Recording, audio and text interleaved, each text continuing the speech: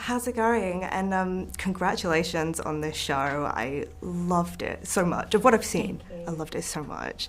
And I really want to dig into your characters a little bit. So I want to start with you, Ella, with Lucy, because I guess essentially she is what in the games would be the player, the Vault Dweller who's coming out, like no knowledge of anything, experiencing the wasteland for the first time. And I feel like you want that to be a character that you can project on, but also you don't want to be a blank slate. So I wanted to ask kind of how you figured that balance out. Yeah, well, originally, Lucy was our introduction into the wasteland. The audience was seeing everything through her eyes, and that might have changed, throughout the edit and the progress of the show. But for me, that was the most exciting part about it, was starting in this place of innocence. She really has had no world experience, real life experience. She's born and raised underground, and she's been sort of taught that her entire role, her entire purpose is to procreate, to create the next generation of Vault Dwellers who will go to the surface and rebuild America. It's this incredibly naive worldview. But there's more to her than meets the eye. She's tough, and she's been trained for this. She knows how to handle herself. She could fight you if she wanted to.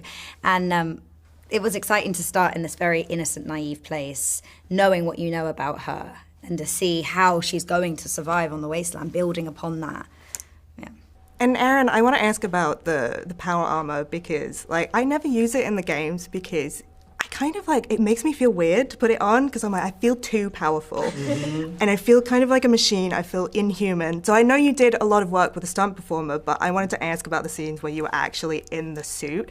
How did that inform your performance and also your perspective on the character? Oh yeah,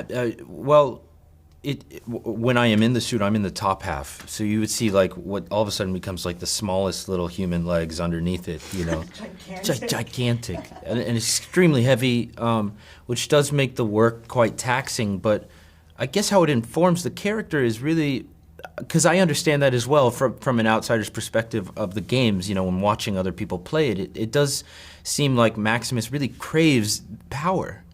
And that's from, I think, being born and raised. It's the one thing different about Maximus than the Ghoul or Lucy as characters is he was born and raised in the wasteland. And what that harsh reality has been for him has led him to this place where he craves so much this power, and that this warped moral compass that he has, I think, from this harsh reality he's lived, it causes him to really be at war within himself as to what decisions to make in certain moments, whether to do the noble thing, whether you think that the noble thing is the right thing, or the noble thing for him is just about survival, or the glorious thing, take control of your life for a moment and really feel like you're safe, if you will, maybe for the first time in your life. I wanted to ask as well about the use of real locations, and there's so much prop work and set work here, but then you've also got these completely insane CGI creatures. On set, were you shown concept art? How do they describe a radioactive bear / or salamander to you? And does the thing on screen look like what you imagined in your head when you were doing the scenes? It's great questions. I guess some of it you can go online and research, right? Understanding. Actually, the way they described the ghoul in the script, I think was he has a face like a melted candle. Do you remember that? Mm-hmm. And I was so intrigued. Obviously, you can jump online and have a look at what some things look like. A certain creature that you meet in episode 2, perhaps. But there is a lot of stuff that you just read the script and you go, you've got this idea of how it's going to be in your head, but you have no idea how they're going to pull it off. You have no idea how they're going to do it. And I think the sets, for example, Howard did such an incredible job with the sets. There's so much detail. I mean, you could spend hours just getting lost on those sets, looking at everything, and that's such a treat to be able to react to all of that stuff in real time. There's very little green screen, actually. I mean, most of it is practical.